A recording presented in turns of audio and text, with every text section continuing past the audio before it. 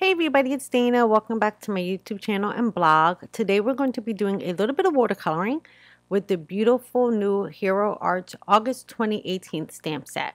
Now I have a ton of stamp sets that have coffee and tea elements in it, but I couldn't pass this one up because I think it's just so pretty. So let's go ahead and get started. For my medium today, I'm using these Superior ink palettes. Now I picked these up off of Amazon. This one here is a 42 pack, and as you can see, the palette kind of like spreads out on like these little hinges, and then those are primary colors. And then I also picked up this one here, which has a lot of pastel colors. These are perfect for traveling, and I'll make sure to put the link below. Okay, for my paper today, I'm using the Fabriano Artistico paper. This paper comes on a brick or like a block, but I'm just going to tear some of it off because I need to place it in my MISTI. Alright, so I picked out 3 of the coffee mugs, and I'm going to be using Memento Tuxedo black ink today to stamp out my images. Now this paper is 100% cotton, which I absolutely love because it allows my watercoloring to happen a lot easier. And I also like, if I want to just use it on the block itself, it does not seep through and get the paper underneath it wet. Now I went ahead and I stamped that once, but because I'm using watercolor paper, I am going to stamp it a second time so I can get really crisp lines on this. So I'm just going to go ahead and press that down, and that looks pretty good. Now, before I get started to doing any watercolor, I do want to heat set this, and that's just because I stamped it twice, so I know there's a lot of ink sitting on that paper, and this is just going to help me not smear my ink, or actually my watercolor smearing the ink on this paper. So I'm just going to go ahead and heat set that very quickly. And now I went ahead and zoomed in so you can see the coloring process. I'm using one of the Arteza water brushes. So this brush here keeps water in the barrel, where I don't have to have like a cup off to the side to watercolor with. Now, like I said, these little travel ink palettes or watercolor palettes are phenomenal. Number one, they give great color intensity. So as you can see, I'm not really using a lot of that green shade, and I'm going to be able to go ahead and pull that color right across that mug with using just the water that is in this barrel. So the closer I go to the right side of my mug, the lighter my paint color is going to be. So as you can see, I did 2 little dabs in that little palette, and I already have it colored up. Next, I'm going to come in and do the same thing with the handle on the mug. Now I have a little piece of paper next to the side where I can dab off any extra water that I might have on my brush that I do not want to get on my paper. So now I'm just going to very lightly come around the rim, and then that mug is going to be done. Next, I'm going to go into my next shade, which is this gorgeous pinky color raspberry. It's absolutely so beautiful. So again, as you can see, I'm just coming in and I'm putting a darker line right to the left side of that image. Again, not having to pull a lot of paint.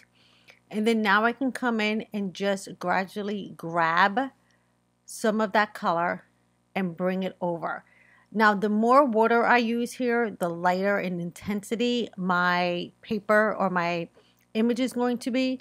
So this is what I really like about using this brush. I can have the water already in there, and I can easily pull the color. And I'm just going back and forth, as you can see, just to blend out that color onto that mug. Now, if you want to see some other watercolor projects that I've done, I'll go ahead and link right above the playlist that I have on simple watercoloring. This is like one of my go-to mediums right now, and I'm so ecstatic about it because to me, watercoloring lets me relax and just color and not worry about mistakes, because again, it's just water. If I get too much color down, I can sop it up with a paper towel, or I can just add more water and blend out that color.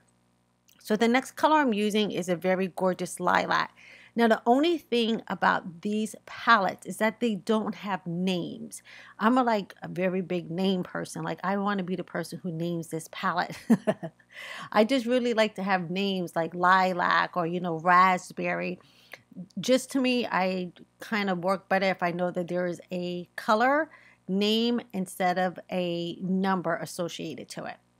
So now I went ahead and I placed down my heaviest shadow color right on the left hand, and now I'm going to come in and I'm going to do the mug. Now I've seen so many beautiful card examples made with this stamp set, and that's really what made me buy this, even though, like I said, I have a lot of water or coffee and tea inspired coffee sets, but I really needed to have this one. Now I'm just going to come along the base of my little mug here, and this is the one I would have probably like a frappuccino or something in, and just finish coloring that out.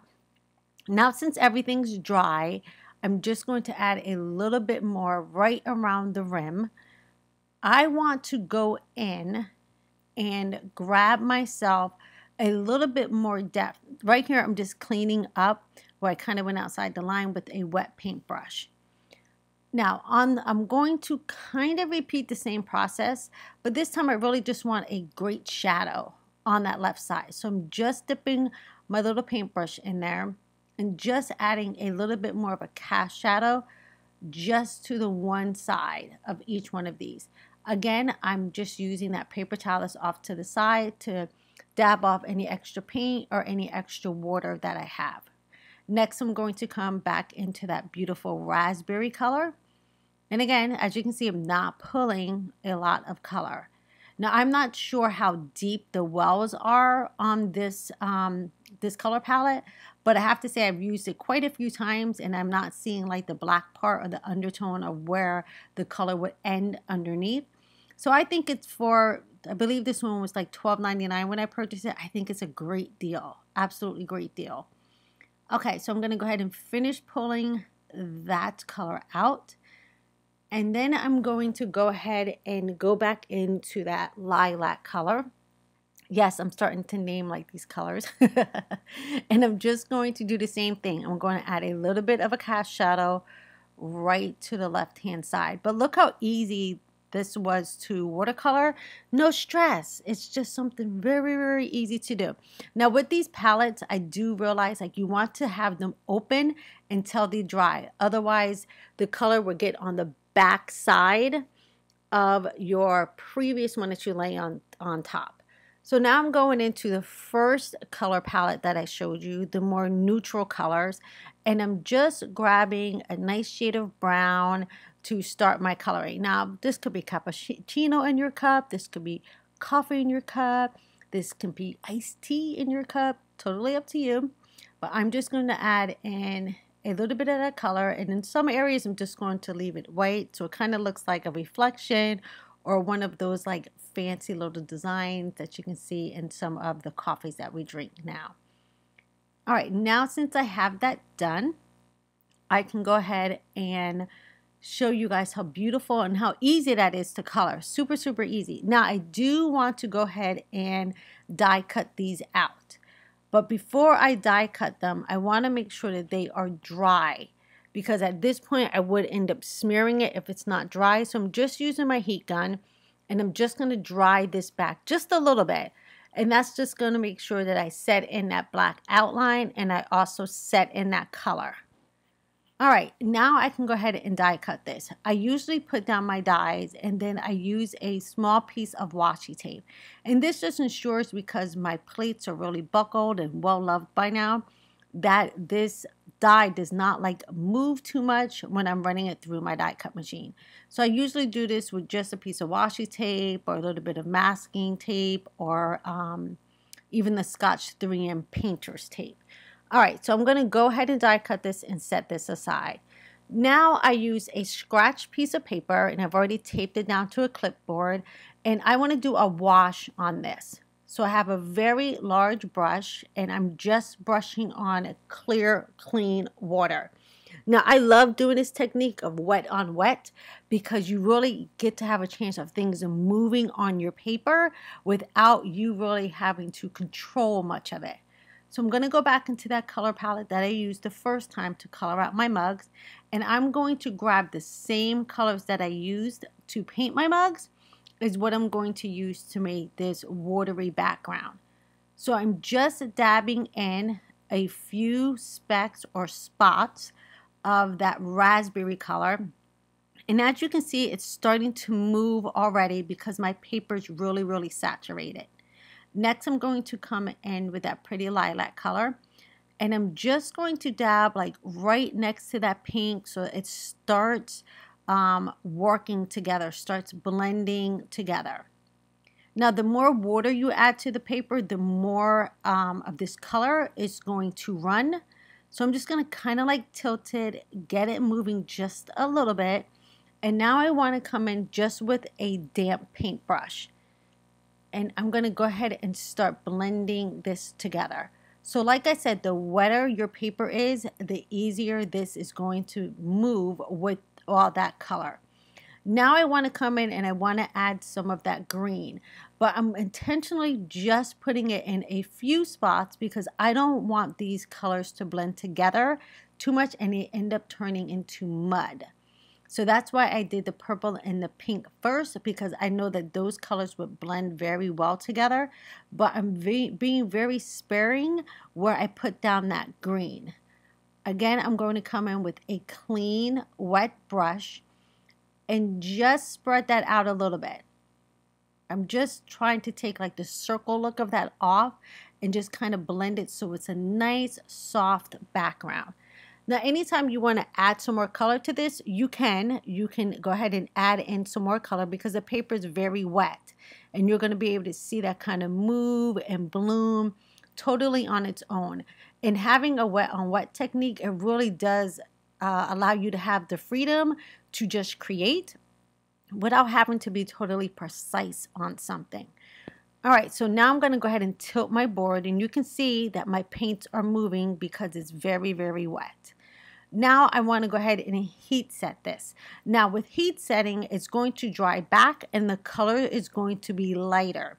So just remember that anytime you're watercoloring it, when you go to dry something back, it's going to be a lot lighter. If you want more intense color, my suggestion is to put down your first layer, dry it back or let it air dry, and then go back in again with the paintbrush in the same colors to add a little bit more depth.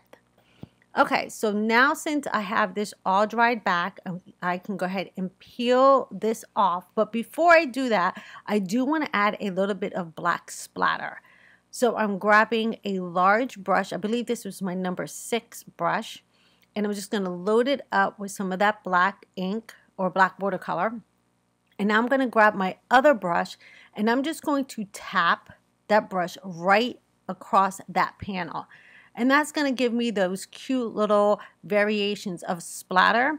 Now, if I want splatter marks that are bigger, or if I want to place them exactly where I want them, then I can just go ahead and use the tip of my paintbrush and go ahead and add those little splatter marks wherever I want them. If you do it this way, you have a little bit more control than just kind of like flickering on the splatter. But either way, it's super, super easy to do. Now, I do want to make sure I heat set this one back as well because I don't want that to be wet when I start to put my card together. So I'm just going to very gently tap that just to make sure that that black is nice and dried. Now, I'm seeing that the colors are really, really faded back and it's actually exactly what I want it to look like. So now since that is done and I know my paper is dry, I can go ahead and peel this off of my clipboard and look at that. I can actually turn that into a bookmark. So I'm just going to gently peel that off. And look, I have this very nice soft watercolor background. Now we can go ahead and put the card together. I went ahead and I mounted that watercolor piece just on a piece of black cardstock, just so I can give a nice solid dark base to this without actually covering up the work I just did. So my card base today is Neenah Solar White 110-pound cardstock, and I'm going to go ahead and pop that in place. But before I do anything else, I need to bring in my MISTI. because I need to go ahead and put my sentiment on. So I'm just going to grab some magnets and one of the coffee inspired images, or stamps rather, sentiments that you're going to get in this stamp set. I'm just going to move my MISTI up so you guys can see what I'm doing here. And I'm going to go ahead and place that off to the right side of my card panel. Now, before I actually line it up and know exactly where I'm going to put it, I do want to make sure I bring in my coffee mugs that I just colored, because I need to make sure I'm going to have enough room when I add this sentiment. Otherwise, my coffee mugs might end up overlapping the sentiment and then you won't be able to see it. So I have my little trio here, and I think that looks perfect where it is. I'm going to go ahead and close my MISTI lid, and then I can stamp this in place. I'm going to be using some VersaFine black ink for this today. That's going to be nice and crisp on my card.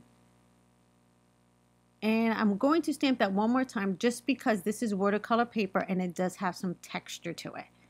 So I just need to stamp that down again. And then that looks fantastic. Now I can go ahead and start assembling my card.